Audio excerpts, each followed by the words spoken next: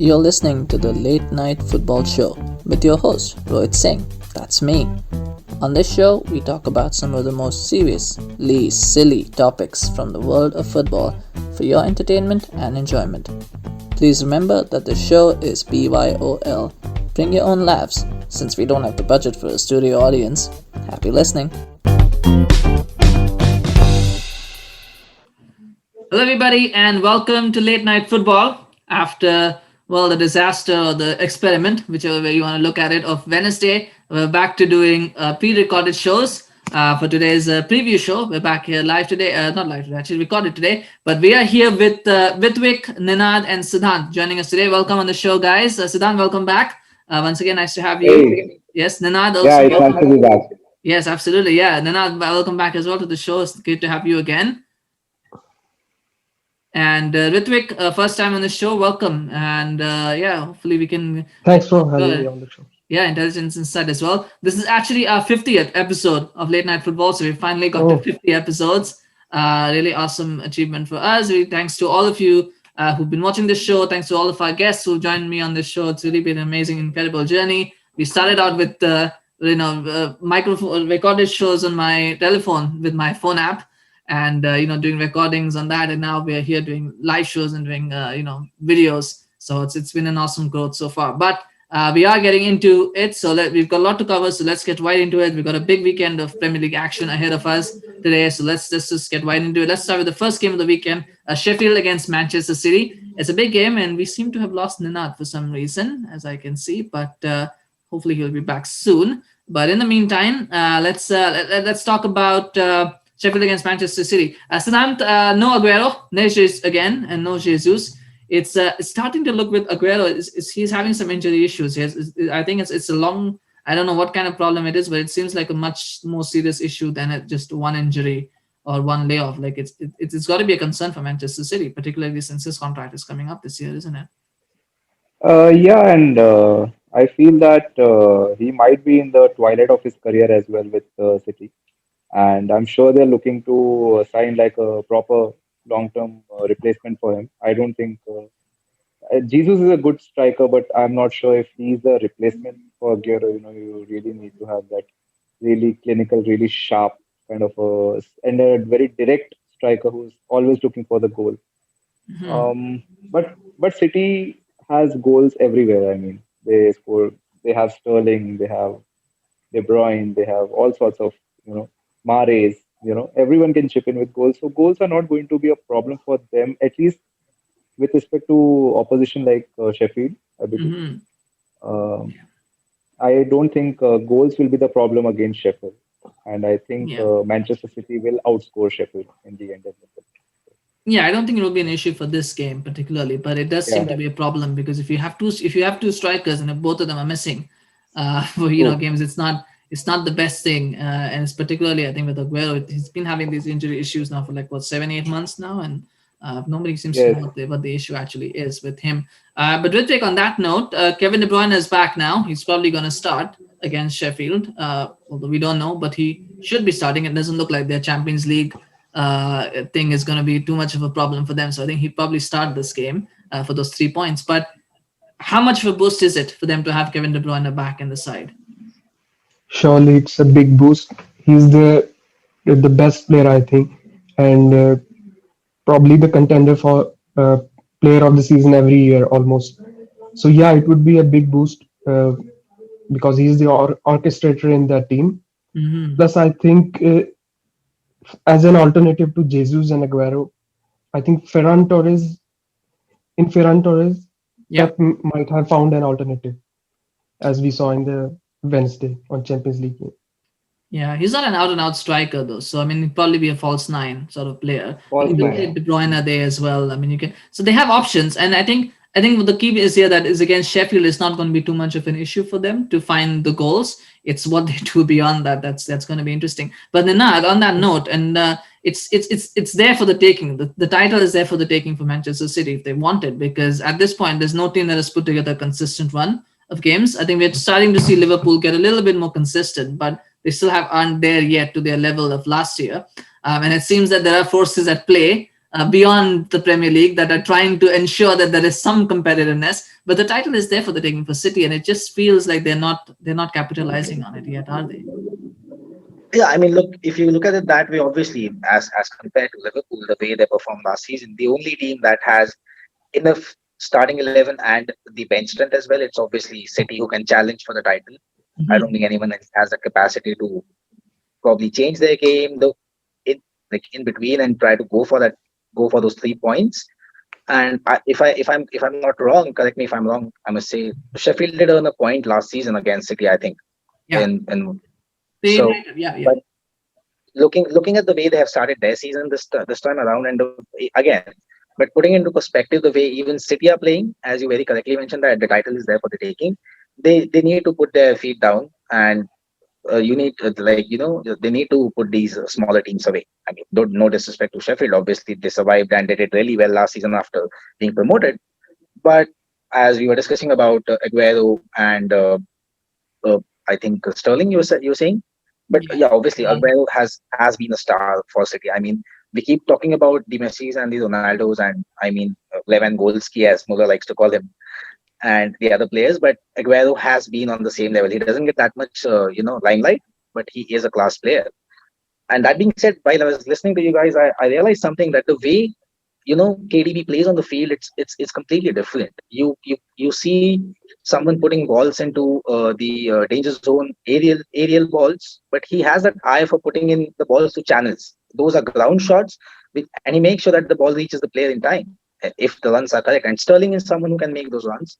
And the last Premier League match they played, I saw the way Foden made an impact immediately after being subbed at halftime, and he did earn them a point. So it can be an interesting game if Sheffield do stick to their bases right, but it will be a difficult task, honestly saying. If KDB is on the starting lineup and Sterling is there, and Mahrez, I think Mahrez games is a little bit easy to read now. He's becoming more of a Valencia, trying to get on the left only. But I still think it will be an easy victory for City. Yeah, the one thing is that City have a lot of options aside from the strike force. They do have a lot of options in midfield and the wings, so they Right. have got that. It's what they have, what they do with the striker situation, which will ultimately determine. That being said, I think Sheffield are increasingly looking like they'll be in a relegation battle this season. It's looking like that at the moment. They've been beset by injuries, so you on paper you would have to say it's an easy win for City. But Siddhant, who do you think is going to be the key player for Manchester City in this game?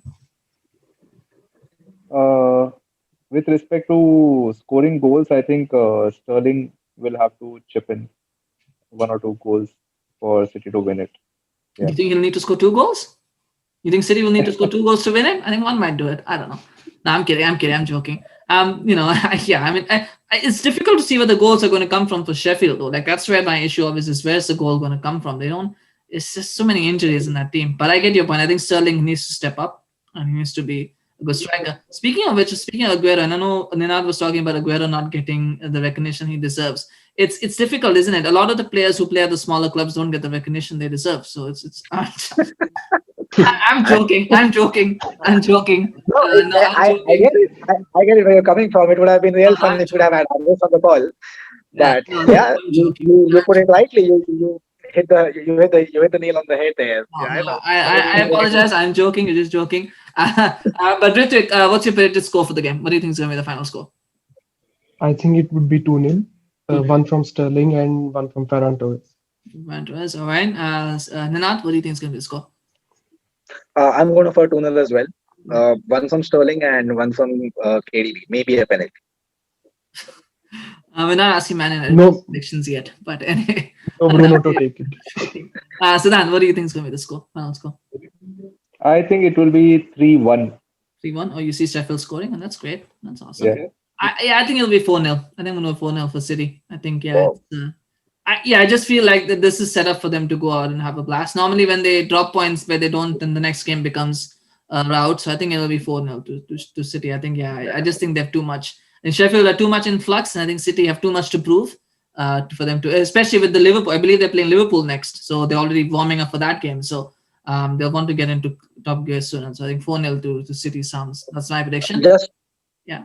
just to add to that, maybe, I mean, obviously Premier League is a primary thing for obviously Guardiola to win. He has won it a couple of times now, but somehow it's just my personal opinion that I'm not pretty sure that if he probably loses a game or loses points in a game, he draws with someone, there's a rout in the next game.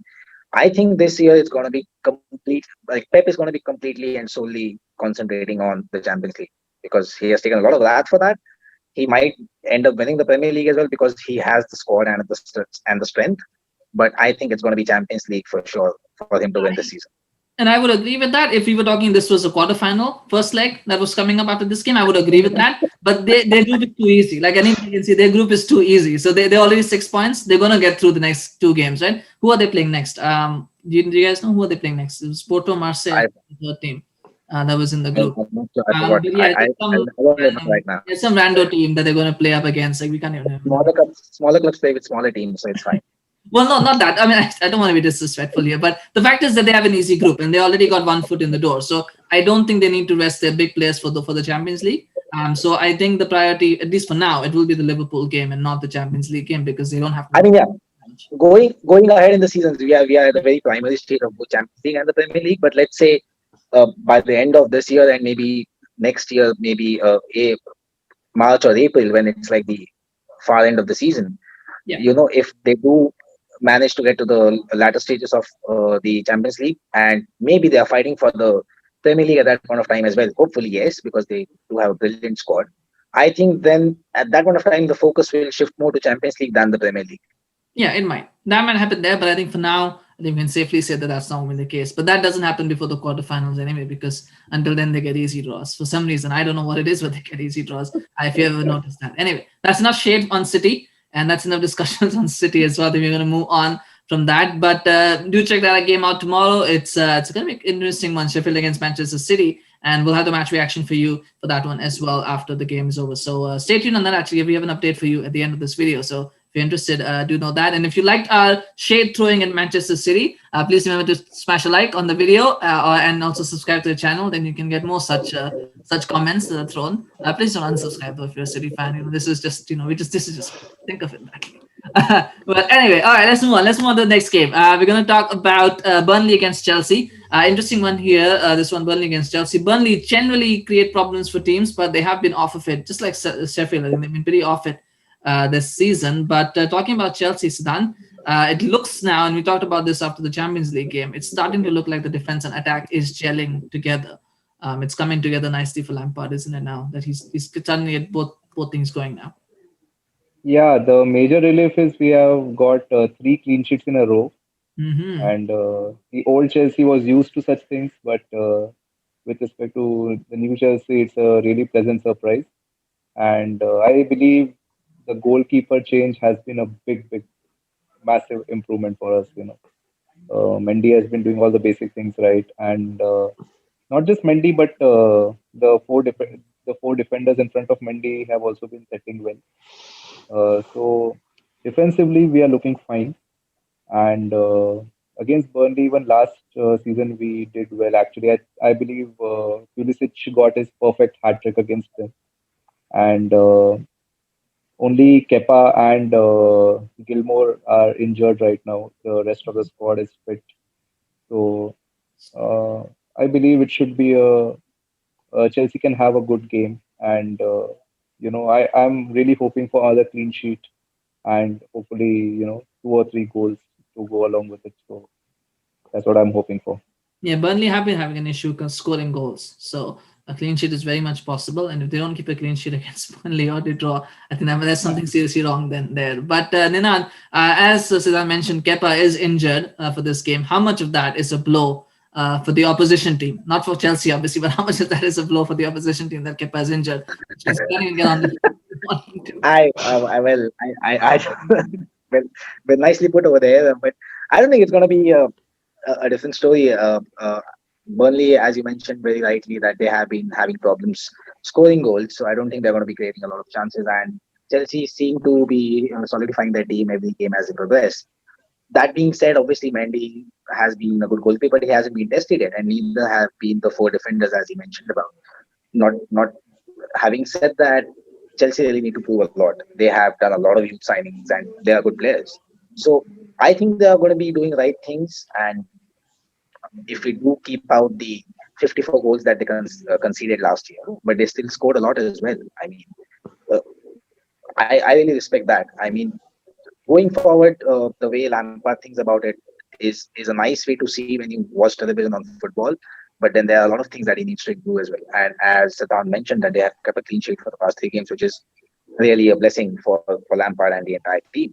And I think Thiago also is coming into play now. He seems to have understood the Yeah. game, the way the Premier League is played, and Mhm. it is a nice thing. And I saw that match as well. So I think not the Champions League, the Europa League. They are in Champions League. They are in the Are they in Champions League. They are in the Champions no, League, my friend. Arsenal is in, sorry, Tottenham is, and Tottenham and Leicester is in the Europa League. I'm so sorry.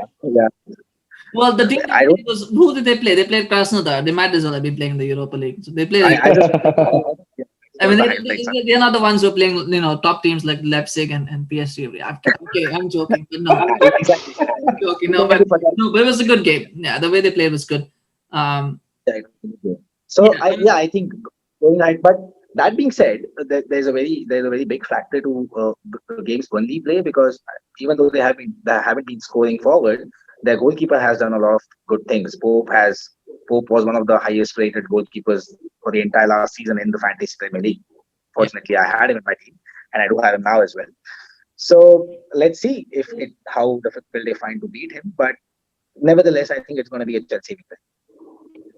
Ritwik, how much of credit would you give Frank Lampard for the transformation? I mean, we're calling it a transformation. It's only 3 games, but still, he's completely changed the dynamic of the team from where it was like leaking goals to now keeping 3 clean sheets. How much of that do you think is a credit to Lampard that he's identified the problem and tried to solve it now?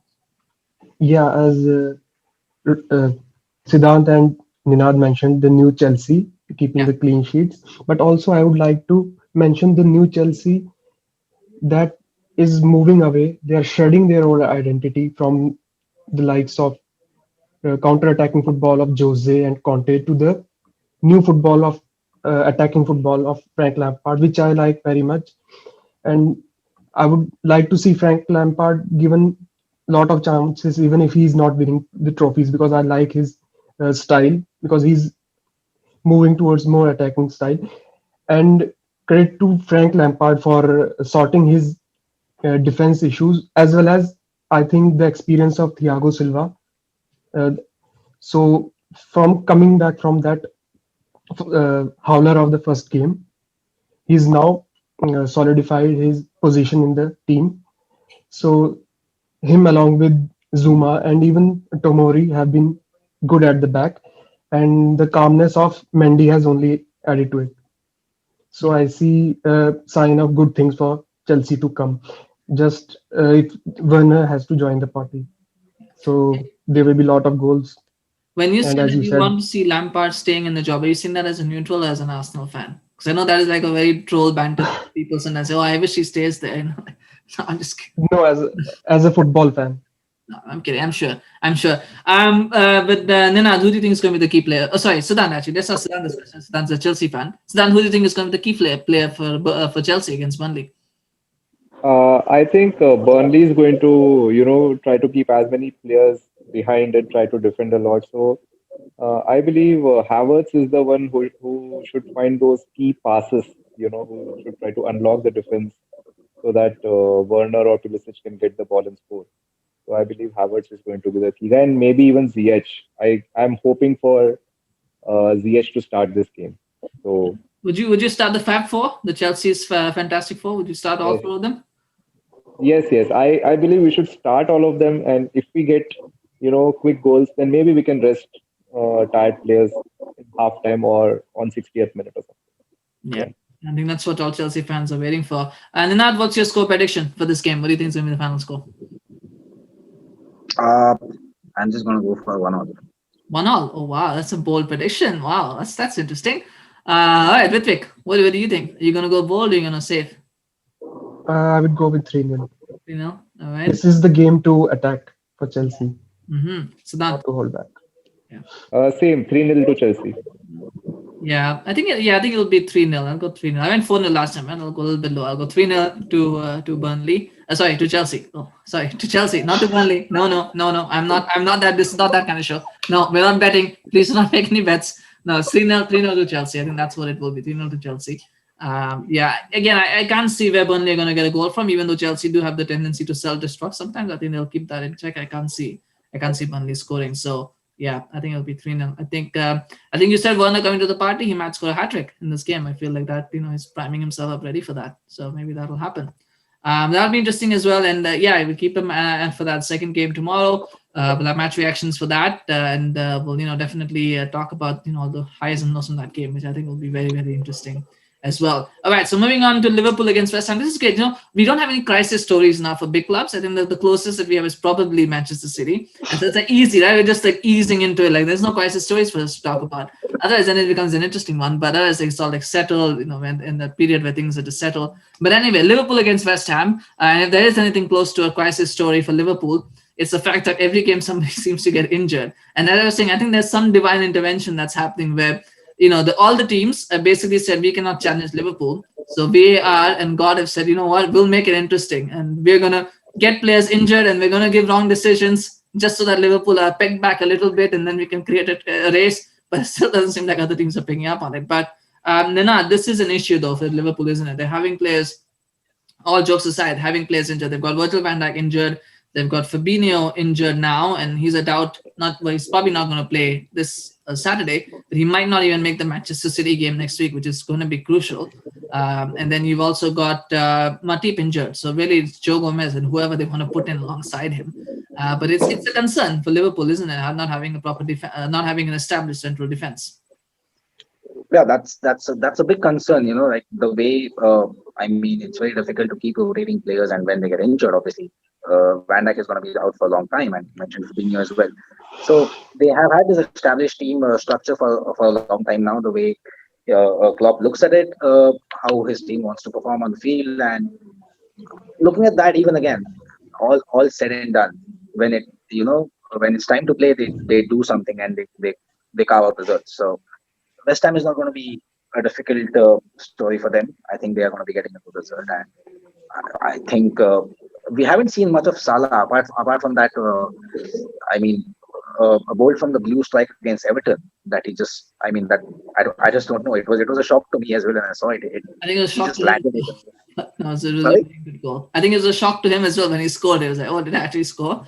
I mean, I have no idea how he scored. It was a great goal, nevertheless. Obviously, Yeah. that's what he's supposed to do Yeah. when he's going up front. But yeah, it was a wonder goal, taking nothing away from him. But I really want to see him come into his own, what he was a couple of years ago. I mean, people did call him a one season wonder and everything. He did perform not to that standard the next year, obviously. But I think he still just 6 games into the season. There's a long season to go ahead. But I think we want to see that threat up front from Salah. And that being said, over the past 1 year, I think more so uh, Mane is someone who always downplays himself, but he really is a class act. I mean, he does a lot for that team. Then you keep talking about Van Dijk and Firmino and Fabinho and Salah, and obviously the two right back and left back. They are, I mean, amazing. Alexander Trent and Arnold and Robertson. But Mane is someone who drives the team. So I don't see them losing points on this one. So it's a complete package. You have something, even if you miss out on a few points, you know how to get back into shape. And Jurgen Klopp is someone who I don't know what he puts into people's head into that dressing room, but he does something right for sure. So I think it's going to be a game for them to surely win, and it will be an easy game for them. That being said, we have our very own David Moyes on West Ham. So so let's see Yeah. what he comes up with. Yeah, the sad part for Ritwik for West Ham is Michael Antonio's injury, because if he was playing, then there would be, you would say that Williams and Gomez would have a test in that defense, because Antonio is someone who really plays. He's a very physical player. He is a very smart, very direct, and he would create problems. But now he's not playing. It does make the game a little bit easier for Liverpool, and it makes it easier for their defense as well, just to ease in, because they're not going to have that threat up front. Definitely, Antonio's presence is very annoying for the defenders. As an Arsenal fan, we saw that. So yeah, it would be a big miss. Plus, I wouldn't think that his presence would have changed the result, but yeah, it definitely would have given uh, some thoughts to Liverpool. But having said that, Moyes has been better when he works from home. We have seen that, so maybe he needs to go from home again tomorrow, big time, because it's Liverpool and the issues that Liverpool have in the defense. Even though they are missing some key players, but what I like about this Liverpool team, that about Jurgen Klopp, that it's more about the team rather than individuals. So he always pulls out and brings in the pieces, and it still works for him because he has created that system. And with the energy of youth, he brings the best from this team, even though few big names are missing. Yeah. So I don't see a different result than what Liverpool win. Yeah. I don't think it matters in this game as much, but over the course of the next few games, not having those options, Siddhant, the fact that they don't have a lot of options in reserve now, because when you lose Fabinho, not only do you lose a centre half, you lose a central midfielder, so someone who can play there and who really holds that midfield. So you lose players like that. It's a bit critical it's a bit of an issue for Liverpool that they don't have as much strength in depth. You don't always need it, but when you need it and not have it, it becomes an issue. But I mean, we talked about it at the start of the season. We said that there was lack of depth, but I don't think Exactly. anybody thought that there would be such a severe injury crisis for them to worry about. But I mean, that's the only thing that can probably stop Liverpool at this point, isn't it? I don't see teams stopping them, so maybe it's the injury crisis that will stop them. Yeah, so that's what. In before the season started, in the season preview, we had discussed that Liverpool doesn't have squad depth, but it has a very fit starting 11. But that doesn't seem to be the case right now. And you know, VVD's absence and now Fabinho's absence. In the game against Chelsea, it was Fabinho who did a fantastic job against Werner. He was the one who was stopping him. And now that he's not there, maybe not against West Ham, but they will definitely lose points because of these injuries. And without VVD and without Fabinho, they don't look as strong as in the defense sector. You know, so I believe they will leak goals, especially against City. And it's a good test of their backup players, and it's a good test of tactics of Klopp to see how he comes out of it. Yeah. Well, before City, there's the game against Atlanta, teams who like to score goals. They concede goals, but they also like to score goals. So that will be a good test for the defense as well to see how they cope with that. But Yeah. yeah, Ninad, who's your key player for this one for Liverpool? I think it's for me, as I mentioned earlier. I think it's going to be Salah. I really want to see him come on his own. He the way the entire structure is built for Liverpool. I mean, there's a lot of tracking back, there's a lot of pressing forward and back. But the only player from all this, what I've been watching is the only player missing from this is Salah. I mean, he does a lot on the field, but if you exclude him and the goalkeeper, there are 9 players who are running behind the ball and pressing everyone. Salah is waiting for that one ball, and he does have his personal skills as well. Obviously, no denying that. But I want to see him really making an impact on this one. It's time for him to make an impact and announce himself in a big way.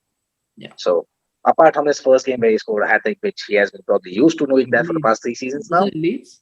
It was Leeds, right? That he scored. They haven't played Spurs yet. It was against Leeds. Yeah, it was against Leeds. They lost 4-3. They won 4-3. Sorry, it Wow. was a very sad penalty at the very last from Leeds, but nevertheless, Yeah. that's fine. But I think Salah needs to come into his own, and he will be a key player for me. Yeah. Siddhant, what's your score prediction for this one? I'm going to take a flyer and say it's going to be 2-2. I am not very sure that Liverpool is going to win. Well, you're going with the yeah. Well, Ninad's doing his reaction, though we can't hear him, but yeah, it's going like No, he well, actually he probably read my mind. I'm going for a 2-2 as well. well, you're going for 2-2 as well. Wow. Okay, you guys. Okay, well, just because West Ham have drawn the last 2 games doesn't mean they draw every game. But interesting. Well, that would be interesting. They did draw with City, so maybe there is something there. But we shall see. But that's without Antonio. Ritwik, draw, win. I would go for Liverpool 2-0 win. You know. Yeah, I can't see Liverpool losing this one. To be honest, I think even without the defense, they probably will concede a goal. Maybe if Antonio was playing, I would say a draw was possible. But without Antonio, it's gonna be hard. I would say a 3-1. 3-1 is where Liverpool will end up. Yeah, pretty comfortable. Maybe a little bit of a scare. 2-0 will become 2-1, but then Salah will pop up with a goal. It'll be 3-1, and it'll crush all of our collective dreams together. But anyway, yes, it'll be 3-1 to Liverpool. I can't see a West Ham getting anything. But that's another one that to watch out for, and match reactions for that as well. So it's another interesting game, and that will be the build up for the Manchester City Liverpool game next weekend. So it'll be interesting to see how these fixtures pan out. So keep an eye for that one. And now we're going to talk about the big game for the weekend. We're going to talk about Manchester United against Arsenal, and that is well, it used to be a blockbuster clash about 2 decades ago.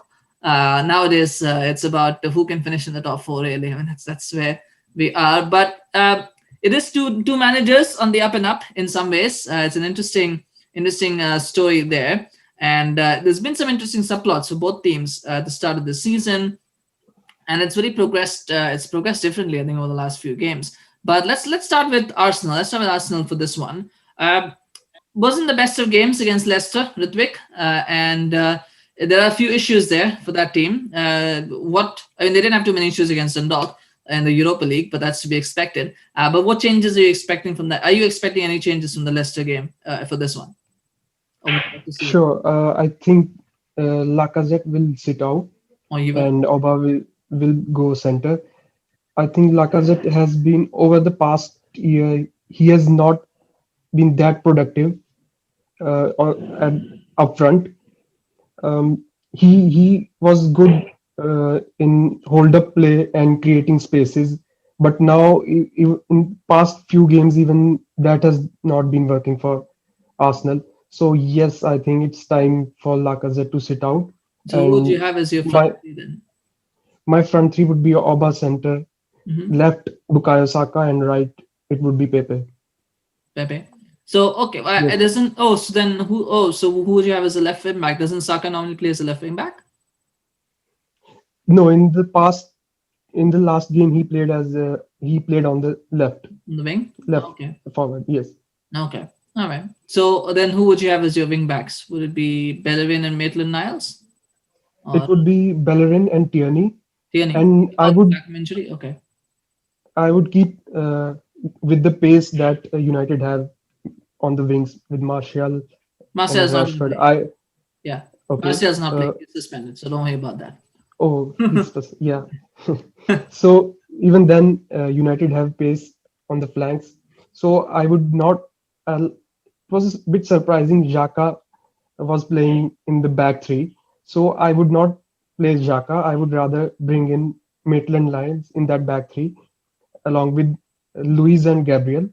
And in the midfield, I would go with Thomas Partey and Ceballos Mhm. because Ceballos provides that much more pace and Isn't much more Ceballos to the game than isn't no Ceballos he injured? I thought he was out of this game. Is he fit? yeah I guess he's fit He's fit. Damn. Oh, okay. Well, that's great. and obviously Tierney Yeah. on the left hand side. So yeah, three. I would go with 3-4-3, but I would like to see Arteta to more positive approach towards the game rather than sit back. And I know that Arteta doesn't want to play that way just because he doesn't have the quality to play the style he wants to. That I think he wants to play in a 4-3-3 style, but he doesn't have that quality. So he's in big games he's a little bit hesitant to go with that approach. But I would like to see on Sunday go with much more flow and try to be positive and take the game to the United rather than sit back, even though it is theater of dreams. But we don't want it to be nightmare for us. Siddhant, would you agree with Ritwik? Would you do that? Would you go attacking against Manchester United? Or would you rather sit back and park the bus?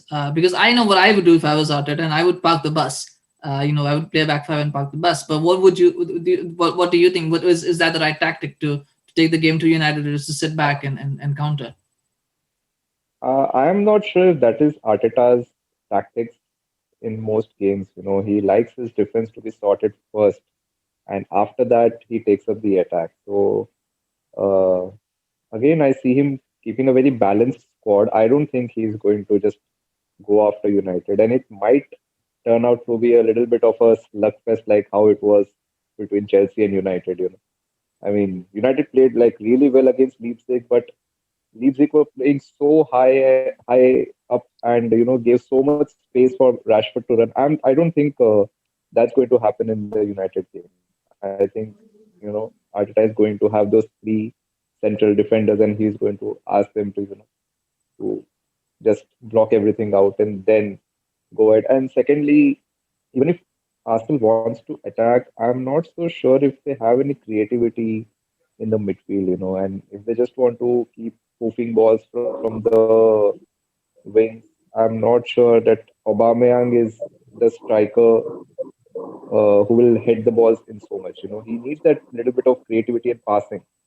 So I think it will be a balanced game. Arteta would first like to keep the clean sheet and then, maybe try to just nudge a goal for his side to win the game. It will be a cagey affair, I think.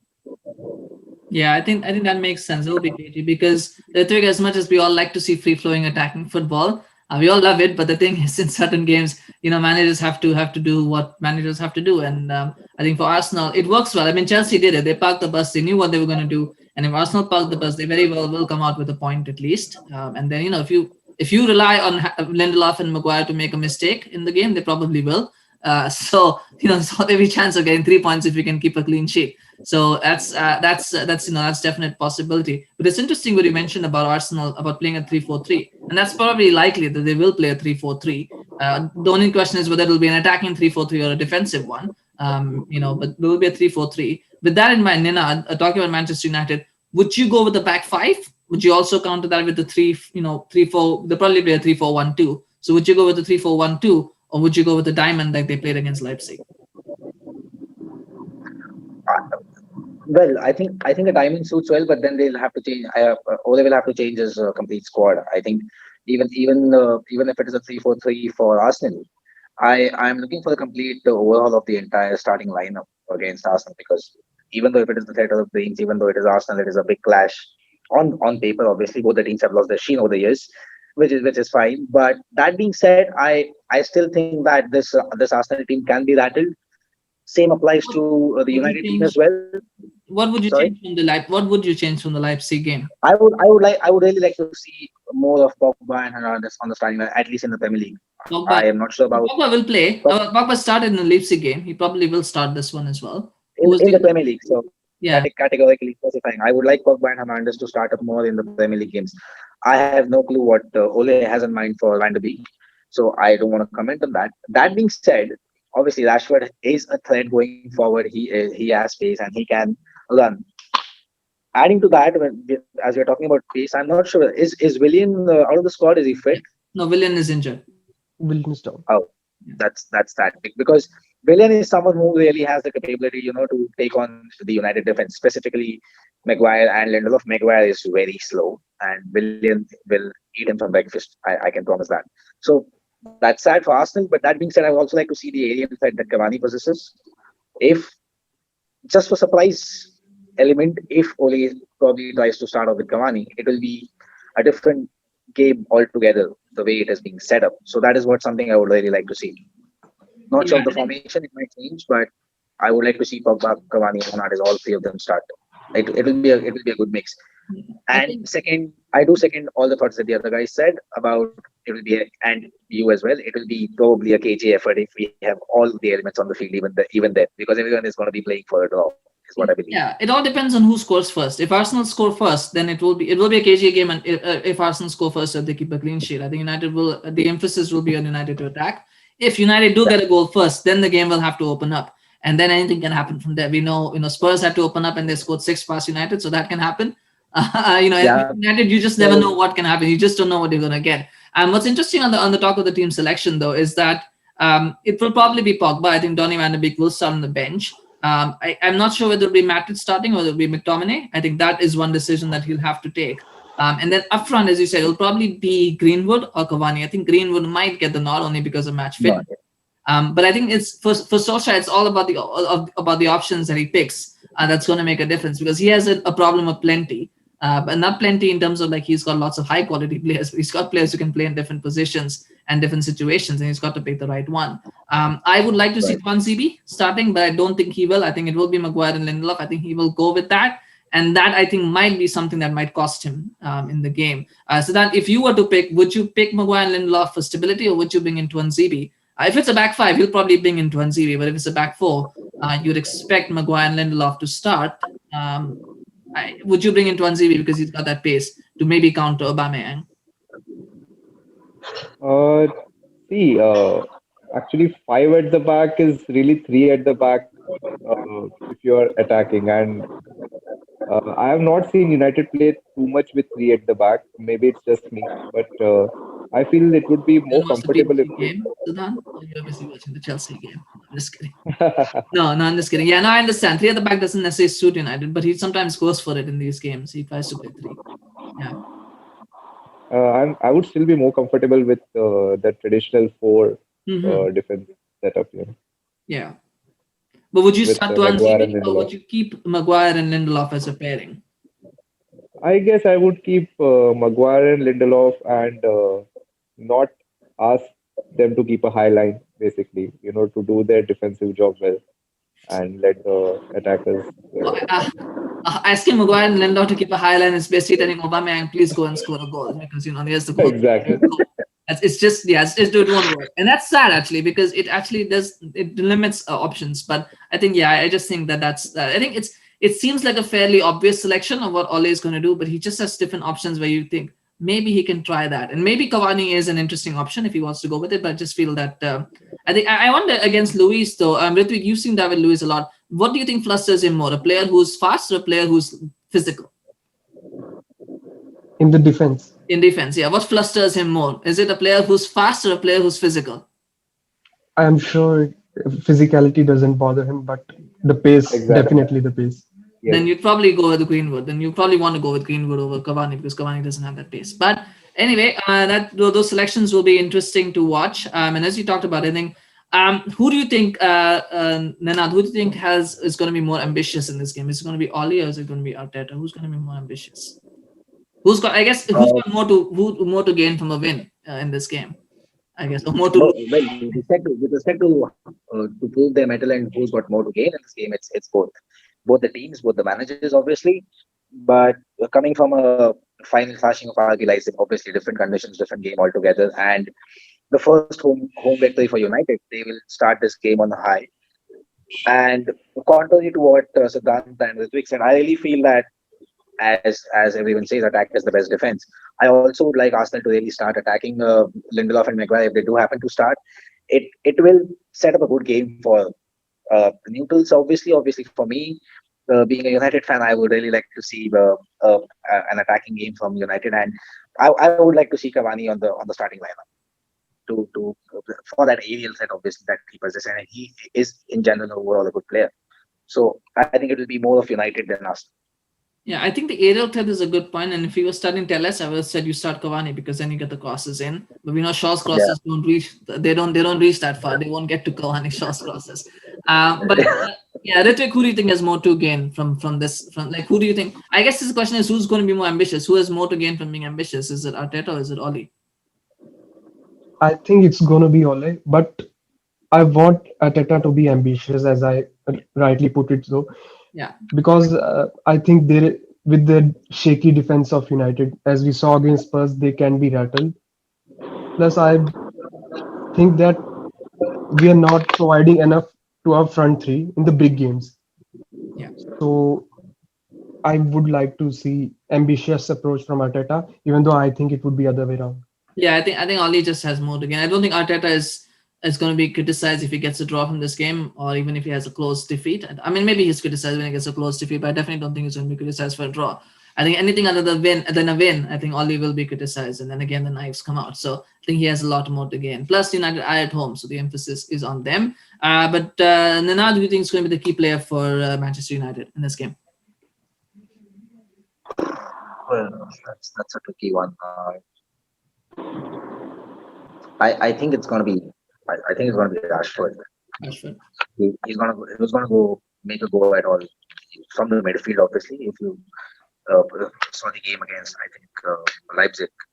And I want Bruno to start for the very reason I think they both have a good understanding and communication.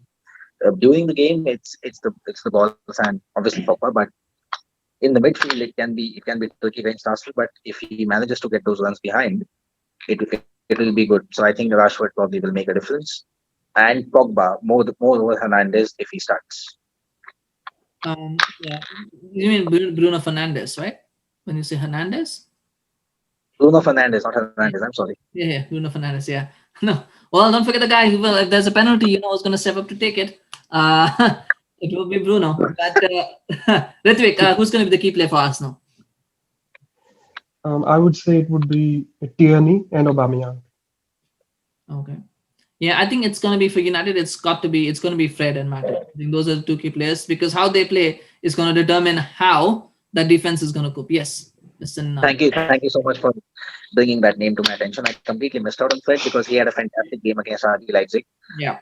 So yeah, fantastic player. Absolutely right. He is going to be. I mean, I have been criticizing him a lot for some times, but he does the running. He does get the job done. So he makes sense into the team now. Doesn't score goals, doesn't give a lot of through balls or important passes, but he does something on the field that is important to the game. So yeah, he makes something as well. Yeah, as long as he's running around the field and not expected to make key passes, I think Fred is a very, very good player of that. That's going to be the important thing. But yes, as how well they cope with Arsenal will be the key and how quickly they can win the ball back. I think for Arsenal, I think the key player will be whoever's Lewis's partner in central defense. I think it's going to be Mustafi and how he plays and how he handles that defense is defensive duties. I think that's going to be the key for whether Arsenal are going to win or not because you just know. And I think it's from both sides. You just know those central defenders on both sides, they have a mistake in them. And I guess it's a question of who's going to make that, who's going to make one or who's going to make more. And so it's going to be a fascinating game to watch. Siddhant, what's your predicted score for this one? I think it's going to be 1-0 either way. I'll probably go for the United win 1-0. Okay. Ritwik? 2-1 win to the home side. So United? Oh, okay. Yeah, United. Are you saying that as a is that an analytical what do you call analytical prediction, or is that one of those I'm not going to jinx my team, so I'm going to say that the other team is going to win something? Which one is it? No. It's definitely the first one. Okay. I think it's because they are on a high. Yeah. Yeah. Well, I'll come to that when I give my prediction. Ninad, what's your prediction? I think it's going to be a 2-0 to United. 2-0. See, Ritwik mentioned that. I don't see Aubameyang scoring, even though Lindelof, obviously, as you mentioned, asking Lindelof and Maguire to keep a high line is obviously giving it on the plate to Aubameyang, and please go ahead and score a goal. But I don't see that happening against Arsenal on Sunday. I think it's going to be a pretty compact defensive lineup from United, and also add to your point, I think it might be a 5-man back. I mean, Tunzabe should be a mix as well. It might help. Yeah, it might be a 5-man backline only because to counter, but I feel like just because the way they played against Leipzig, they might feel that they don't need to use it. But on that note, there was another Champions League game, and we came off a high of winning the Champions League game, played against Arsenal. Everybody thought United were going to win, and they went and lost 2-0. Talk about that night in Paris. So there's nothing that you can take for granted. With United, there are no highs, and I'm a wrestling fan, and as people know, and investing this thing called reverse momentum. Right, the person who has the best moves or the best looks like being on top before a big event, they then go and lose the big event. That's always happens. I know wrestling is predetermined, but that's how it goes. So I think reverse momentum might be in play. I think Arsenal, you just cannot trust them. I think it'll be a draw. I just feel that there will be a draw. There might be one team nicking it, but I don't know. I just feel not very confident with Manchester United in these big games. So I think I'll say the draw. Arsenal might nick it, but I think it will probably end up being a 0-0 or a 1-1 draw. That's where we're going, but we shall see. Hopefully, I'm wrong, but I do not know how that will go. I think the three of you have already jinxed Manchester United, so it's going to go one way or the other. I think it's just mine will be wiped out. But anyway, final game we're going to talk about Tottenham against Brighton. And normally we make a dig about Tottenham being a small club and we're talking about them, but it's a little bit surprising, Ritwik, because Spurs by all accounts, many people think Spurs can be title challengers this season. You're an Arsenal fan, so I don't know what you think about that, whether they can be a title challenger or not. But the one thing that probably holds them back from even being in that conversation is the consistency. Because they've had these games where they've gone a lot, they've dropped, given away 3 goal leads. They lost to Royal Antwerp, I believe. They lost to Antwerp in the Europa League on Thursday, and it was not the first team, but still they lose. It just feels like somewhere, and maybe this is Spurs being Spurs, but whatever it is, there just seems to be that mental block that they cannot get over in that quest for that consistency. As a bigger neighbor, definitely I know it is Spurs only. So, but yeah, they even I felt they had a chance after they beat Manchester United. They are in the mix. They're still in the mix of title contention. But having known the Spurs that they're probably not going to win the title. But yes, definitely a contender for top four. Yeah.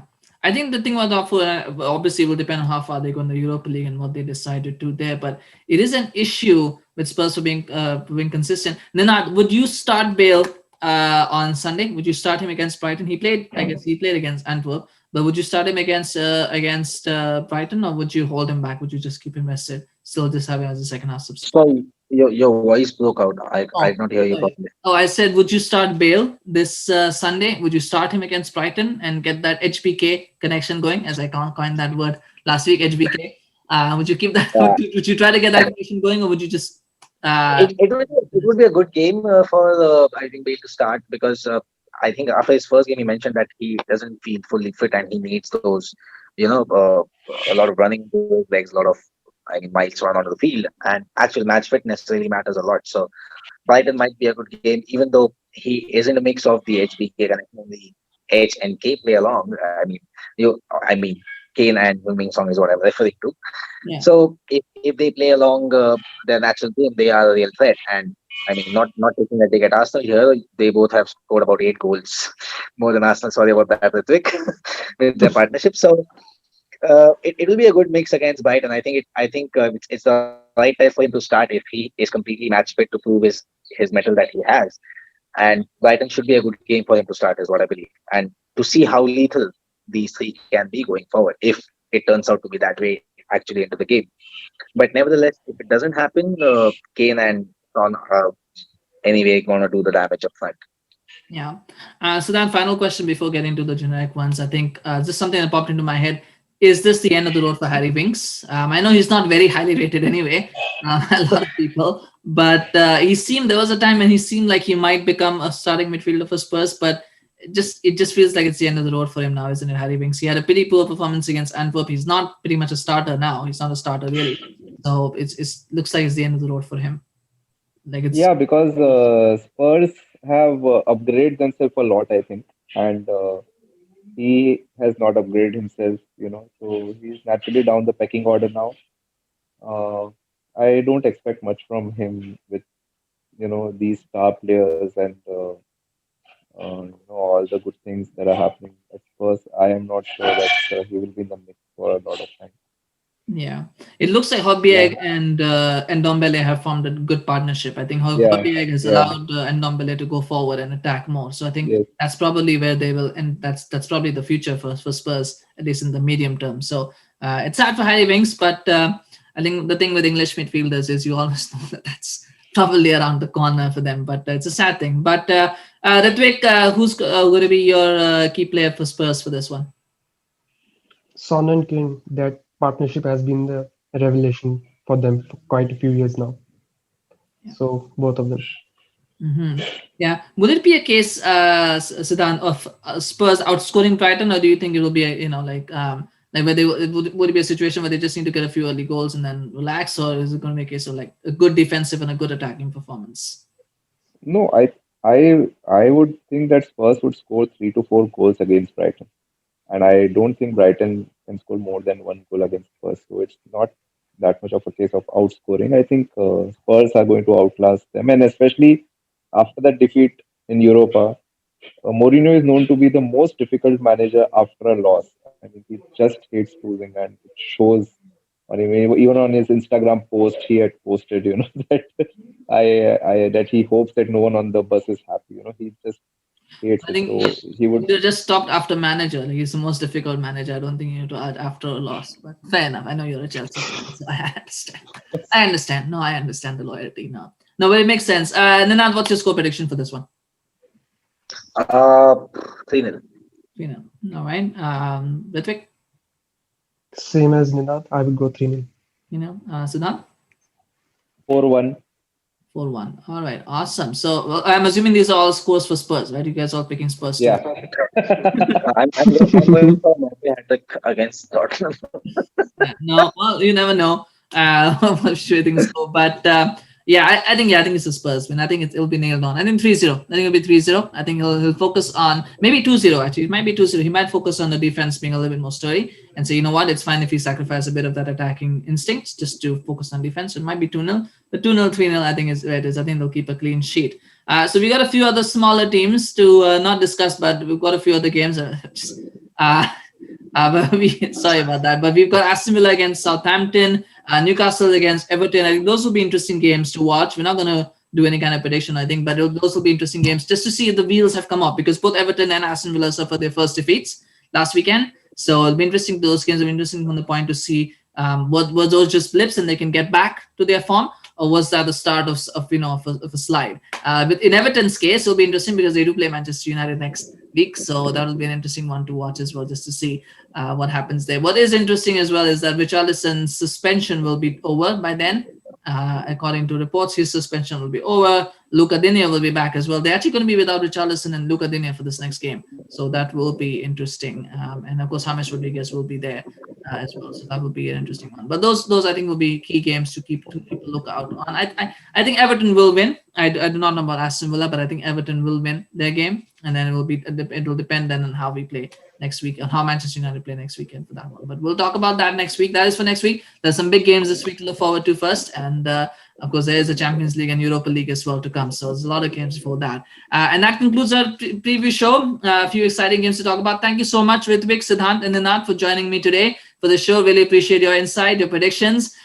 We will of course keep a track of that, and we will see who gets what right tomorrow. So I know there's a bit of bloating that goes on when people get their predictions right. So we shall see what happens. I'm hoping for a couple of your predictions to come out right. I know there's a few of them that particularly caught the eye. So hopefully those do come right. Ritwik, obviously, Ritwik, your prediction for the Manchester United game, hopefully it comes right. But I somehow feel like you might have gone the reverse momentum way. So we'll see on Sunday what happens there. But thank you so much for joining me today. If you like that video, please remember to smash like and also share it with people that you know or don't know. Remember to share it with them, and also subscribe to our channel if you're new. Bottom right hand corner. I really appreciate going that channel. We are trying to get to 200 subscribers now. So and we kept a really big goal. We are keeping small goals, and it was happening very quickly. Now that we've kept a big goal, it looks like it's gone slowed down. So please help us. And get those numbers up. I know Ritwik, Siddhant, and Ninad have already subscribed. So, think of them as your role models and also follow in their footsteps and subscribe as well.